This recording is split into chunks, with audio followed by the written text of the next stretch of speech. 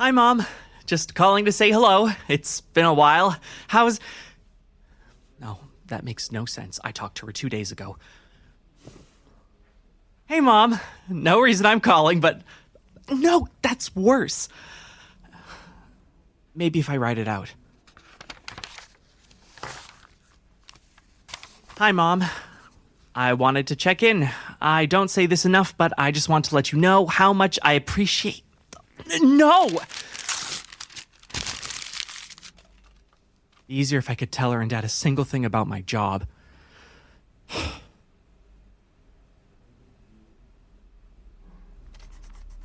Hey, Mom. Listen. I haven't exactly been honest with everyone. You know that media analytics job I got recruited for a year out of university? The one I was so excited for? That part's all real. But my workplace isn't a satellite office for some overseas company. We're actually Canadian. You'd be proud of that. Maybe not so proud to learn we spy on people. And worse. I mean, it's all, well, mostly industrial espionage, but at first this job was great. Really, really great. The technology is amazing. The people are so smart, and I was learning so much, but I don't know, we lost a few agents and then the old concierge, and now it's like we can't stop sliding. They just give us no time to catch our breath or to fix things. And now the house might decide we're not worth keeping around.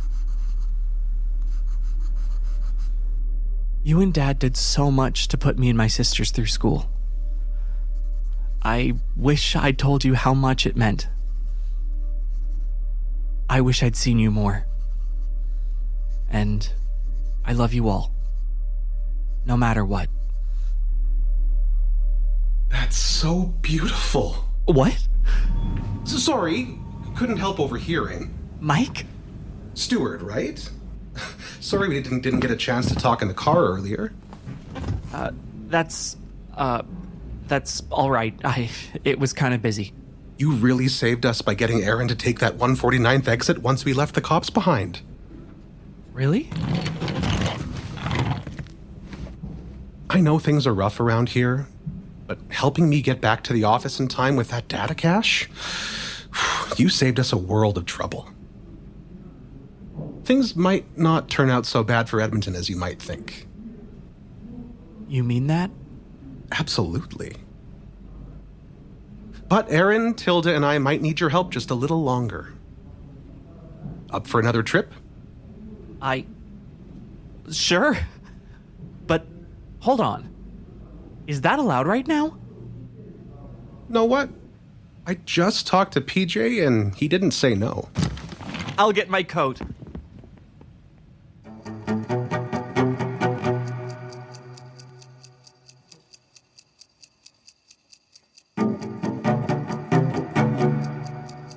Plan for the worst. The final episode in our interstitial season 1.5 was Chris Scott as Steward, Corben Kushneryk as Mike, written by Sylvia Feketekuty, John Battye, Colleen Perman, Andrew Sutherland. Wait a sec. I know these guys.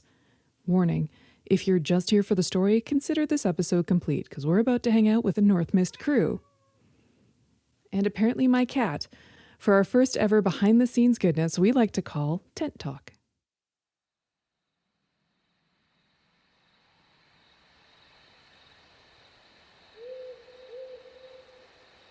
Everyone, we're recording in a tent that Sarah put up by hand in her garage.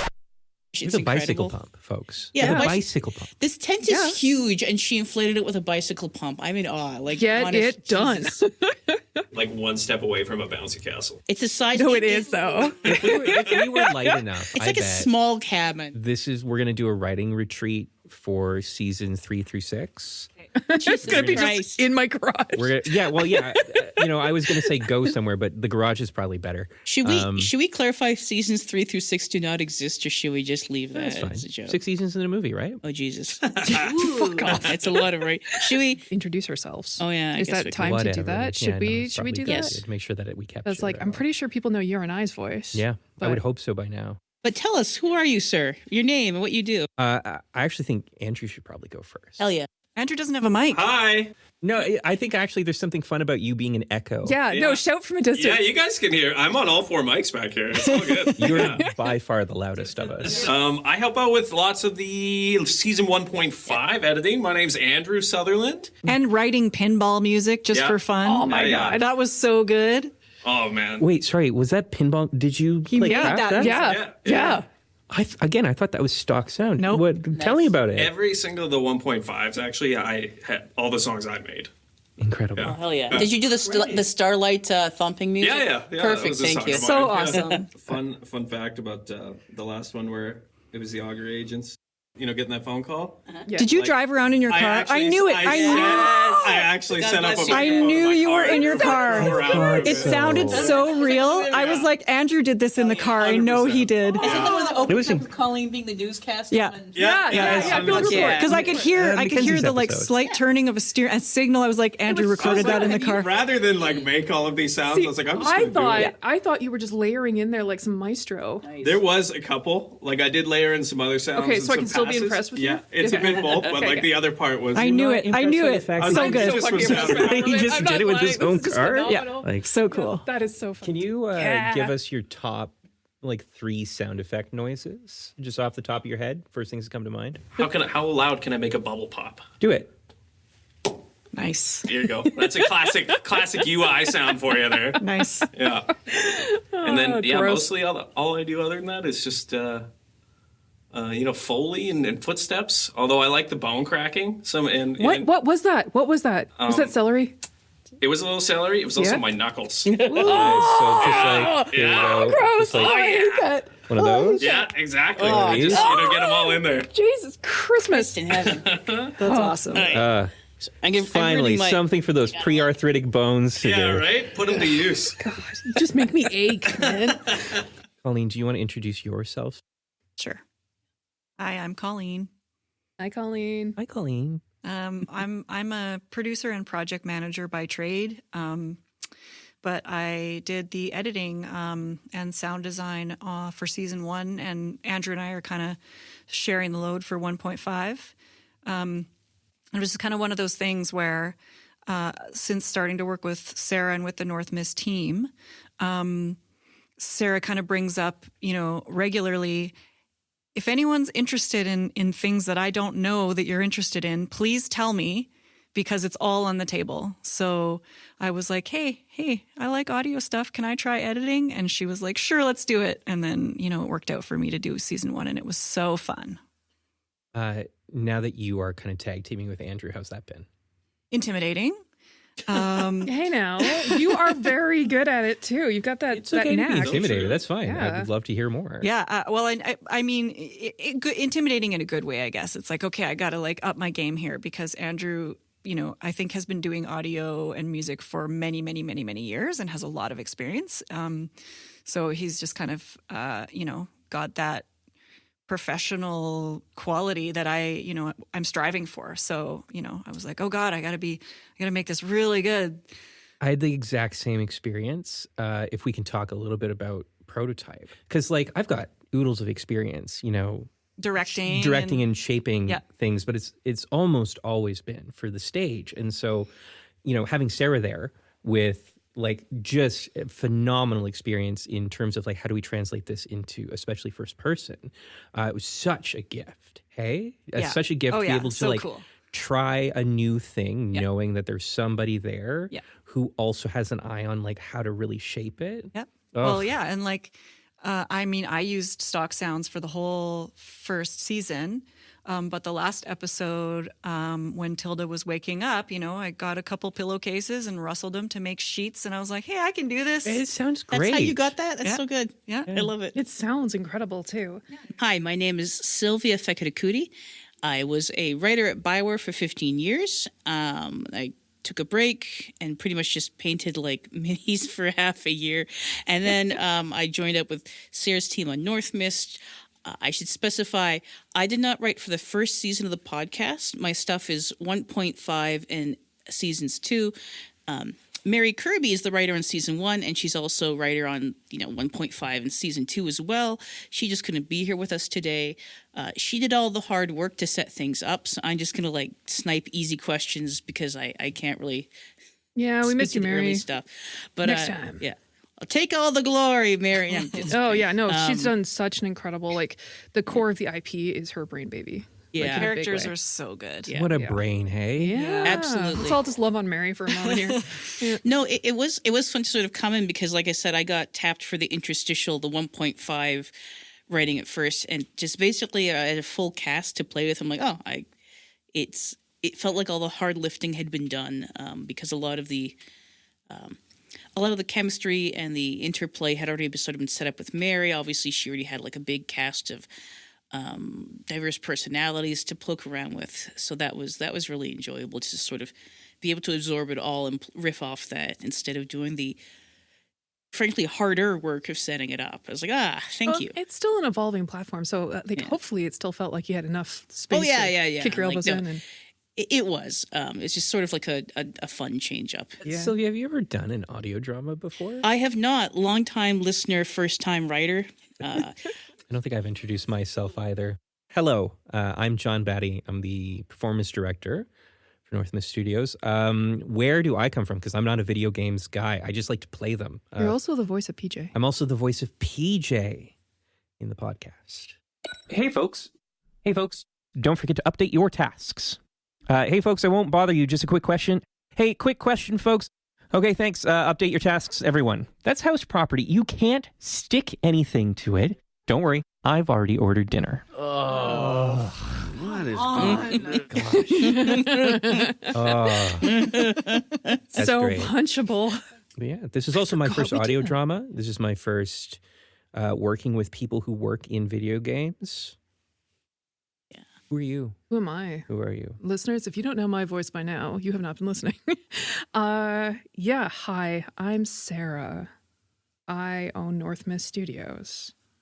Period. Well, Sarah, tell us how it was founded. Remember where the idea came from? Do you want to talk about that? 'Cause that's a fun story. Okay. Okay. So I am also of the BioWare ilk. Worked there for a pretty penny. I think Sylvia and I joined within months of each other, actually. I think I was 6 months before you. You were 6 months. Yeah. So I'm not a writer. I was a cinematics artist for a long time. Long time. I became, lead director. I was up there. So anyway, I got a face full of management and decided this isn't so hard. The lies. So many lies. Yeah, no, not the case at all. I was just up there. I became more into leadership stuff because I just like facilitating things for people who do cool stuff. It's such a relief to have someone who wants to do it. I mean, want is a strong word, but I see the need, and I'm a very stubborn human being. Yeah. What is it? You guys have worked on huge projects, and most of your career, I've been listening to the CVs now. You guys have always worked on big, huge projects. Mm-hmm. This is not that. As a person who has mostly worked on projects that's about this size, there are a lot of things that I think I took for granted as we all started working together that were a bit of a surprise. So maybe we talk about what does it feel like to work small?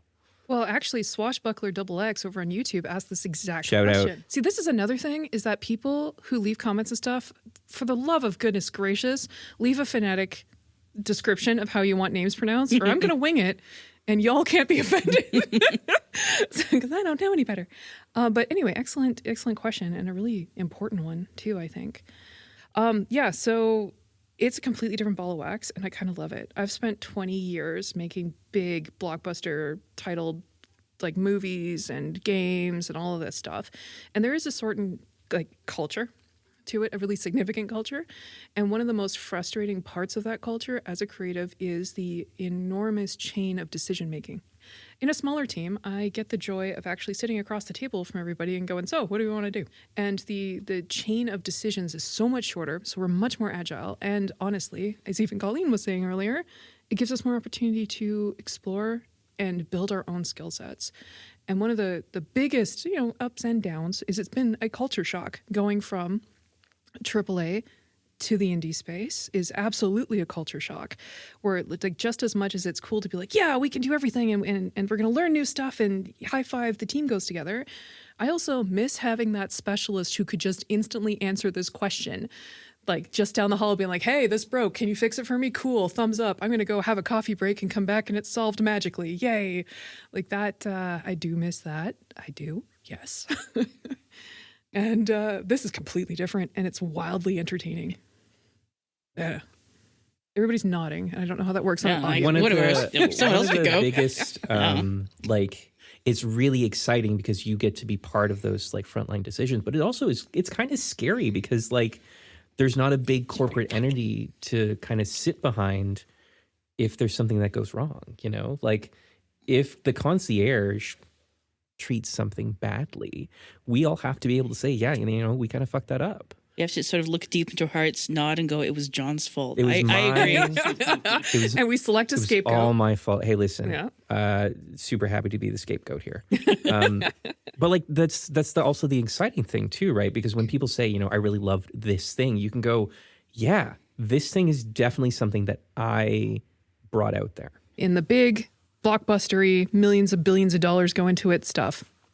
Yeah, you get a little bit emotionally detached, but there's also like such emotional stakes on it. Like we were all nail biting looking at the video game awards every year for like ever. Millions of decisions that any single contributor made.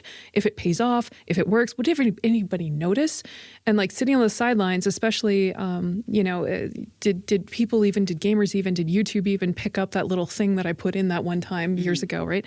That cycle is long and it's got a lot of like high emotional stakes attached to it. Whereas with the podcast, which honestly has been the first thing in, about 20 years I've ever put on the internet and like out released as a finished product that has gone under the radar. That hasn't had the big, nobody has ranked us. Nobody has put us on a list and told us if we failed or passed. We got an awesome little community that's starting, which is kick ass, but we're not under huge amounts of spotlight. And at the same time, like you write something, you put it together, and then friggin' Katie Soros, shout out to Katie Soros, immediately responds to it and is like, hey, I like this thing. For me, there's something really beautiful about that. Oh, that is awesome. Oh, everybody on Blue Sky, but especially on our Patreon has been like, I'm absolutely blown away. I mean, we still got a long way to go before we're sustainable and we get off that cliff face, but we're working on that. So talking about Katie here. So we got a couple from them. And I quote, what gave y'all the idea for Canadian spy drama? You want to talk about the ice cream story now? Once upon a time, the year was about a year. No, yeah. The year was, when the fuck was it? Thank you, John. So, I had spent some time kind of doing like freelance work, helping out other studios and such. I'd left BioWare already at that point. And I was just, my brain was fully in that mode of just how does one fine art better? I want to refine my skills as an artist. I've always liked art. And a fateful day, I think it was young Sylvia over here summoned the group. I'm pretty sure I'm older than you. Yes, you are. Young Sylvia over here. Is summoned the group of narrative folks that, just kind of like chill. Some BioWare, some were still there, some weren't. Yeah, it's just the teams that have gone through the last decade and whatever together. Another writer there, you may have heard of her, Mary Kirby, was sitting across the table from me going like, I'm just kind of doing this something else. Yeah, I remember you talking like at the table, just talking about how there's not a lot of Canadian-specific stories. I was going to say I've talked about this. No, I have written about this in the grant during the grant process, so I had to sort of organize my thoughts around it. But Canada does show up in video games, but very often it's usually as a backdrop, like a wilderness backdrop, or occasionally let's just shout out. But Canada, in fact, Mass Effect 3 starts off in good old Vancouver, which is sort of fun. But I guarantee you the only reason that happened is because we're Canadian developers, right? I mean, the Reaper stomps on my old studio's location. Aw, wait, did you make it do that? No. Oh, But anyway. That's so good. So At the larger scale of anything, like just on the global media world stage, yeah. Canadians are goofy or they're terrifying. And even the terrifying is like, remember that whole Geneva Convention thing? That's because of us. Let's just sweep that under the rug and be the nicest country on the planet now. Whoopsie doodle. Yeah. Yeah, Canada really gets to play itself straight. There's often a aw shucks buddness to it. I mean, there's Canadian comedies I'm fond of, like. But that becomes the sort of global identity on the stage, is that we're kind of always self-deprecating humor, because that just is the culture around here to a big part. We're taking the piss out of ourselves all the time. It's very wry, dry humor. Like, even in films, and particularly films, like, name me a competent, dangerous Canadian character, and they are precious few and far between. And that's one of the things I'm the most excited about for season 2. And we've started to do it in 1.5s, is sort of steering it back towards competency and steering it more towards like serious drama and focus. Like, yeah, we'll still have our humor and things in there, but wanted to get a little bit more gritty with it. I think, like season 1 was the setup for a series of, I can't give away anything about season 2, but a series of escalating consequences, essentially, which I think hopefully will be fun for people to listen to. Season 1 was mostly centered in the Edmonton office. And of course, season 2 is also the heart, that's the heart of the story. But you do get to see the characters out and about a little bit more, which is fun. Yes. It was fun for me to write. Yes. Yeah. In Edmonton places? Maybe. Wink. What? Actually, What? yes. So the way I've... Andrew getting ready to go drive around and record in various locations. He did, actually. God bless him.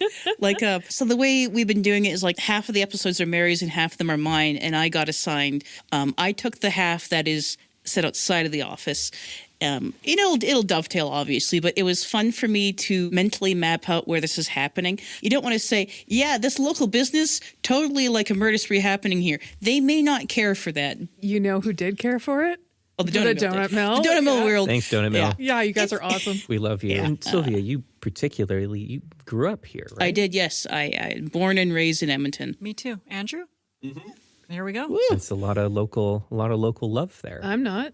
Yeah. Me neither. All right, then. Yeah. But I think there's something really lovely about the fact that you're writing a season. This is your hometown. And so you get to draw on all of that cool stuff that growing up here. Part of the fun of setting something in your hometown is all the little spots, all the little quirks. Every town has something weird or quirky. I love that this project is an excuse to get nerdy about it. Canada's Especially Mike. Yeah. Yeah. Oh, good Lord. And what a blessing Corben is. Oh, right? my Corben is God. fantastic, and Mike is such a great Canadian character. Mm-hmm. Oh, yeah.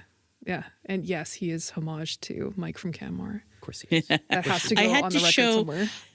I think Very Mike is a nice. man of mystery, but he absolutely, I think, saw the Air Force sketch. So, Well, yeah. I mean, like, okay, I'm gonna say something that's gonna shock everybody. oh, Jesus. Mike's not his real name.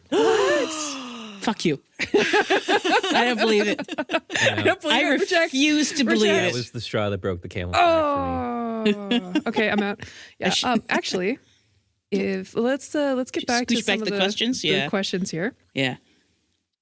Okay, another. Let's. Katie's got some love already. We're going to go over to what I've been calling Fainier. So Fainier asks to all of us, if you had to assign yourself a deck of cards, like one of the suits in the concierge fiction, which would you be?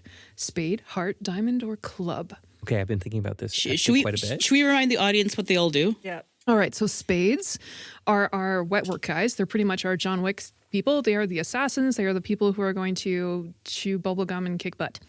Hearts are going to be your more social manipulative archetypes. They are also our medics. These are the people who specialize in manipulating human beings. Diamonds are going to be your tech specialists, and that's pretty much the best, broadest term you can kind of give them. And clubs is like management. Yeah, they're more like middle management tiers. They're Administration. They're administration, yeah. I think we should ask Andrew what he would be.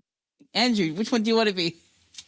You know what? I think I'd like to be a heart, but I think in my heart, I probably know I'm more of a diamond. Oh, okay. There's nothing Solid wrong with answer. that. Solid You did answer. set up like a bunch of cool tech stuff here for us, and he set up all these audio. Yeah, that's what I was thinking about. You know, Yeah, it's like you I are- like the Yeah. zaniness and the emotional play, but I was like, I did set up a million mics and a new thing I've never used, and so probably tech. I'd probably say that. Maybe like a 2. What, a 2 of diamonds? We have one of those. His name is Steward. Yeah, nice. So I've been thinking about this for a while now. Oh, okay. Serious time. Yeah, serious time. Well, it's something to look forward to because we've seen a lot of the medics through the character of Hardy. In season 2, we're going to see a little bit of the other side of the hearts as well, that social engineering, see how that works. I think I would love to be the 10 of hearts. So that person who's kind of in charge of both streams of the heart, element of a house. I love the idea of sending my little drones out there to help and hurt wherever the concierge needs. It's, and now that I'm saying that, it really does sound like PJ. It's the power And so- of You want to be PJ. the club Can't get responsible away for the from hearts. And so maybe I am actually the 6 and hopeful 7 of club. Like I feel like you want I feel that's sending out drones is the power PJ wishes he had. Yeah, I like the idea of being a heart. I'm very taken by them. Aw. Colleen, what's your card? You're a face card. Am I? Oh, are you? You got face card energy. You want to be out there getting your hands dirty. I was gonna say I think I'm a spade. Holy shit! Yeah. Damn. I'm So a, was the I'm a quiet one. lifelong masking club who secretly inside would like to be a spade. Okay. That's pretty cool. Good answer. Damn. By default, I don't think I have the tech savvy of a diamond. Nothing about the clubs appeals to me.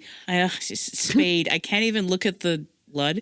Emmerich was fun to write because he was a guy hands deep in corpses. I am not that person. It's fun to write someone who can do things you can't. I think by default, I'm going to have to be like a really low level heart. Like not someone who would like do any medical stuff. Maybe I'm like getting snacks and looking on the internet. I getting. This is sounding an awful lot like what I do normally. Listeners, there's a bag of like high quality crackers on the table They're here delicious. Crackers there. that Sylvia brought. Hold on. Hold for sound. But yeah, I think I'm probably getting snacks for people. But yeah, I don't want the responsibility of a club or any other higher ranking. I just So it'd be like a 3 or 4 of hearts. 3 or 4 is a little high. Well, I don't know. It starts at 2. 2 of hearts sounds good. Let's go with that. Hey guys, here's some peanuts. Hope we don't die today. All right, Sarah, how about yourself? Good Lord. I that's tough. Like, I mean, Colleen, like, yeah, I might choose violence. I think I'd choose violence. Yeah, I would want to not be the ace of spades. I wouldn't want to be the king of spades. Jack of spades.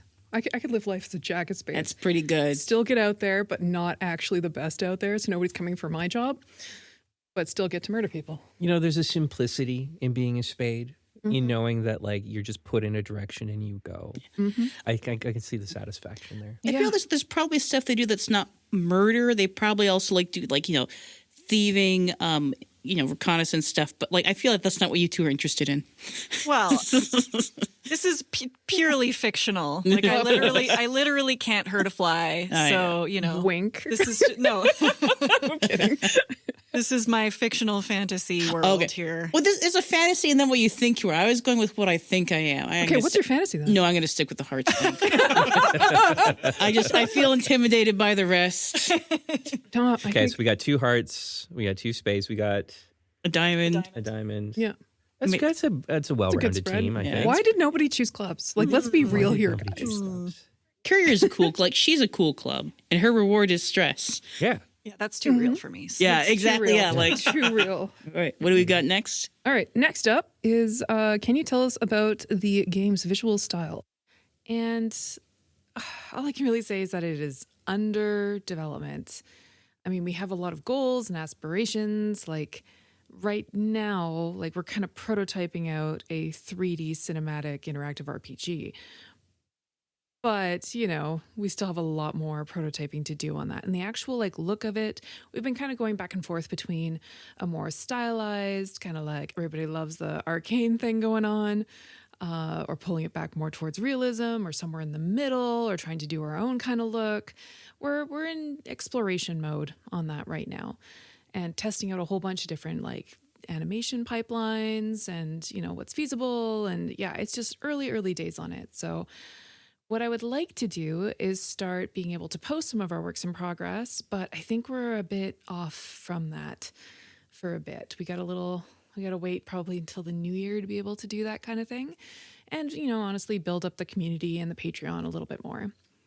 I mean, maybe that's something to actually start with our Patreon community about. More thoughts for the future. I mean, the truth is, we are making this podcast to help us make a game. Yes, award-winning AAA developers, whatever, I made a audio drama because this is actually the building blocks for how you get to a game. Because games need to have a story and a world and a thing, and we are just doing that live and figuring it out along the way. Yeah, that's a good point. It was good practice for me to. Mary had already created Aaron. I was like, you know, I'll nab Aaron as a character and think about Aaron and think about voice and how they sound. And it was really good practice to go, okay, now I actually have to write, you know, them in season 2 hours. So it forces you to sort of sit down and figure these things out, which may sound weird to someone who maybe, if someone who came from audio drama heard that, they'd be like, well, of course you have to do that right away. In games you do as well, but you're sort of working at weird timelines compared to everyone else. Like one of the biggest differences between AAA and just a smaller space and making an audio drama has just been how straightforward it is. I don't want to say easier. That is not a useful word and not correct. Different. Different, yeah. Very different. Yeah. Straightforward is a lovely way to think about it. Yeah. Straightforward, I think it is because there's fewer moving parts. The challenges are different, but you can keep I'm literally looking at like, I think more than half the team in this room making this audio drama right now, which would be impossible from the big spaces of AAA, so... Yeah, it honestly, I approached it feeling like it was like we're going to make a DLC, but that is the only thing we do is make this like DLC-sized thing. Yeah. But even that isn't a correct allegory. Because it's not. Because even on a DLC-sized team, like, yes, it's a smaller team and resources that are contributed to it, but you're running on such a beast of a infrastructure that already exists. Yeah. Whereas we've had to, from scratch, come up with a logo. That was a journey. Just getting the damn logo, little in the name, little in the lawyers and the accountants, and oh my God. Yeah, and games creatively can spend a lot of time circling around and trying to figure out the vibe, the tone, the characters. You rarely get a chance to actually practice that live and then change, because once that train is reached a certain speed, it is difficult to stop. There's also an audience expectation of iteration too. Yeah. Because like find me an audio drama that doesn't get better over time. Right? Oh yeah. Like even like the big hitters, like they'll go, oh my God, my first season was so terrible with the mic quality.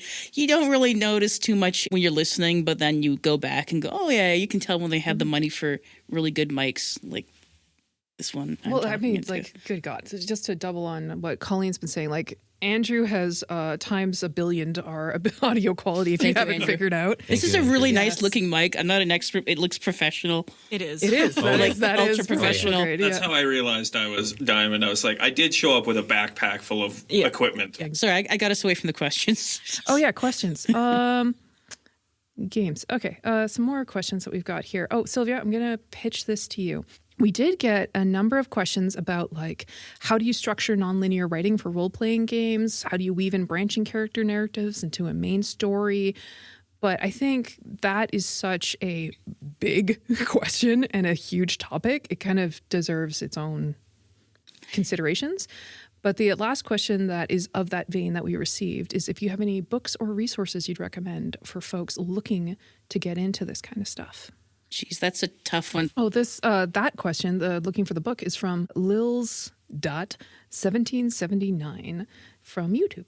Yeah, Lilies. I'm gonna be a little annoying and say experience is the best teacher. Oh God! No, hold, hear me out. Hear me out. No, listen. No, it's a good question.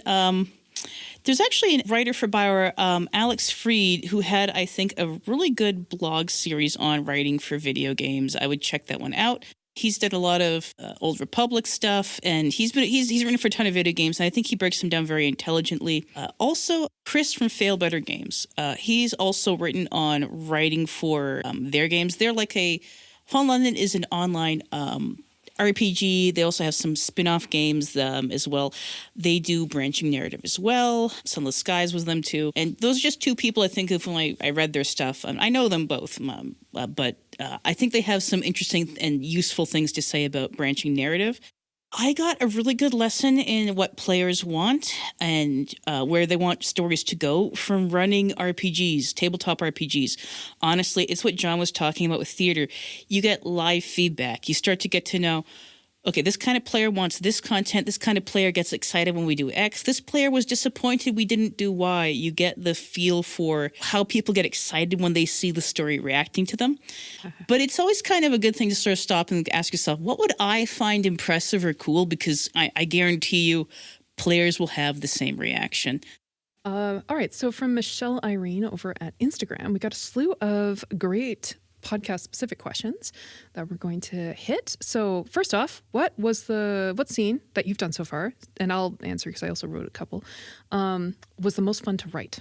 Maybe you should go, Sarah. Give me time to well, I mean, mine is one that I only wrote bits of season 1. The scene that was most fun for me to write was the hockey game style reactions to Aaron's footage in episode 1. Well, that was fun. Yeah, that was the most fun to write. I really. It was fun to record. It was too. fun. It was fun to edit as well. Yeah. It was a great scene. Yeah, I like that one. I really enjoy how much it characterizes Steward because he's so excited to meet Aaron. It's very sweet. It's also when you stop to think about what Aaron does, a little alarming, which is fun. Yep. I enjoy that. I put the actual acting direction notes as like a bad cross check in hockey. Yeah. I mean, I kind of had fun writing everything in 1.5 that I touched because they were fun little vignettes. Like I enjoyed making Aaron do a little fashion show for Tilda before Tilda wakes up, just like, throwing clothes on her bed, going, ooh, I think he'd look cute in this. I mean, writing Steward, writing a letter to his family and basically giving Steward a small monologue. You don't get a chance to write monologues in games a lot. Some games, sure, maybe, but Dragon Age games and Mass Effect games, our style of writing just doesn't really accommodate them that well because we let you chime in conversations. If the conversation runs too long with the main character you're playing, and the character is present, it can start to feel weird.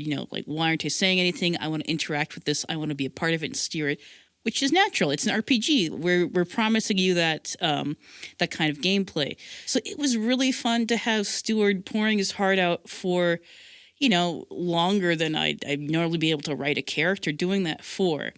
And then to have Mike burst in at the end going, "Cool speech, buddy!" that was really fun for me. But yeah, that's kind of a treat you can give yourself that I really didn't get a chance to before as a writer.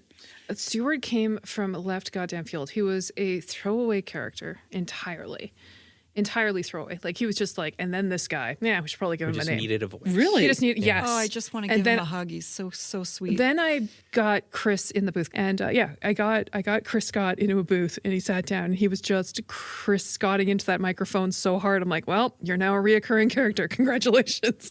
He had like, I think it's a good move. 5, and I'm like, yeah, all right, I could see this. Well, and so that's great. Yeah, that's another one of those beautiful things about like working with a small team, working with this thing that, we start it, we finesse it, we put it out in such a rapid succession that like chain of you decisions. can go, oh, this guy's actually really fun. Let's just hold on to him. Yes. I love that. Yes. I love that. So it's really just like the content creators ourselves who fell in love with Steward because it's like, I have no idea if he's popular out there. I have no idea who the most popular character. Maybe that's an idea for a poll. I feel like that's data we should That's a want good to know. idea. And you tell us why it's Aaron. my guy. Tell us why it's Aaron. Yeah. Steward can be there no, too. It is obviously PJ. That's good. PJ, clearly. We got to take him out of the running because he just crushes otherwise. It's an anomaly, so we can't put him in the force. No, that would be fun. I know, but literally everyone is fascinating and so unique. Well, we made a my big... vote's for Mike. Yeah.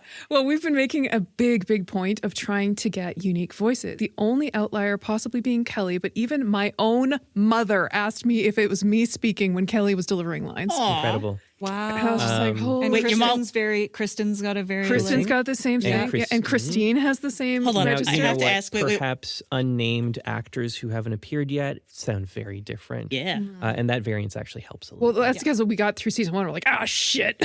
I got a question though. Your mom listens to the podcast? Yes, she does. Oh, My mom My listens dad to does podcasts. too. Aw. Yeah. Aw. Everybody's parents. So sweet. This is kind of the thing about being indie is like, I at the end of every episode, I'm like, hi, like and subscribe and share and Patreon and all that. It sounds so like ear numbing, at least to me to do it, because like you just hear it on the end of everything. But the truth is, as a content creator in indie space, literally we're doing all of this out of pocket. These things matter in a big way. Like it is literally, if we didn't get the little bump from Patreon that we got with the literal EA buyout, we wouldn't even have a hope in hell of continuing. But season 2 is done on such a shoestring compared to season 1. It happens a lot for many reasons. But when a podcast ends, like when an audio drama, I should say, audio drama and podcasts are not all. It's not always interchangeable. When stories end unfulfilled. And a cliffhanger, it drives me nuts. I was like, no, we are finishing this. We're gonna bring it to a close, because it is really sad when that happens. It is unfortunate. So we're sort of like, you know what? We think we can do this in 6 episodes, wrap things up. Let's do it. So we're in the process of that. Yeah. Okay, everybody's favorite character, go. So Stu. hard. From the podcast. 100% Stu. I love Stu. I just, there's something about him that I'm delighted every time I hear him. I think, of the characters, Steward is a fantastic one. There is a guy with a beer can who is going to show up in season 2 who was very fun to write. I really enjoyed writing that fellow. I hope you enjoy when you meet the guy in season 2. Ooh, fancy. Colleen? It's really tough. Really tough. I love Stu. I love Hardy. I think especially because of how Lee plays Hardy. I don't know. They're all wonderful for different reasons. It's a very mom answer. I can't pick one. It's a very club answer. Right? Andrew? Go with Mike. Yeah. Nice. Mike's great. Who's your favorite, Sarah? I really like the Edmonton concierge.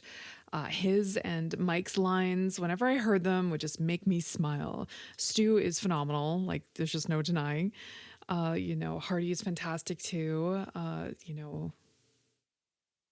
think I'm going to have to go Tilda, because both Jindra and Kristen did absolutely like incredible jobs. And like Jindra's take on Tilda is so like complex. It's a lot sweeter than any other female voice in the cast at the time too. And it has this like level of exasperation that isn't like, it's just a great contrast to even Gardner's sort of like, I'm a frazzled diamond. I have to deal with people who don't understand tech. But Jindra adds like an authenticity, a sweetness, a little bit more like, she just adds to it. I love how she delivers those lines. So but I'm also gonna go, I remember when I was Tilda. editing, I can't remember which episode Aaron first shows up in. I think 3 Hell yeah. at the end. And the first time I heard the other Lee say, hey, as Aaron, I was like, dang, one word. And I was like, oh, that's perfect. It's so good. Yeah. I read that scene a lot to try to. It was such a fun scene. Yeah, I love what she did with that. And you're right, Lee sort of slipped into that role. The voice is perfect. His voice is perfect for Aaron. Yeah. Yes. Yes. Lee, other Lee. We have a lot of Lees. I do You love gotta get PJ, and actually I feel a lot of empathy for PJ because I have been a club and it is hard asking people to do the stuff they don't want to do at work. Yeah. So I get it. And he doesn't know he's the bad guy. No. You know? I think he doesn't know. Right. He's been set up to fail. Yeah. He can't win. He should probably be in a different role, maybe doing something else with his life. It's not working out, and no one is doing. Now let's not sympathize with the devil too much. He is also a power hungry Oh, yeah. No, he is. If you want to join us for the rest of this tent talk, where we go into more game dev and stories from our careers and honestly, just more laughing with each other, head on over to patreon.com/NorthMistStudios, where we put the 2-hour version available to all tiers as a bonus and a thank you for your incredibly vital support. Seriously, we couldn't do it without them. Season 2 starts next episode.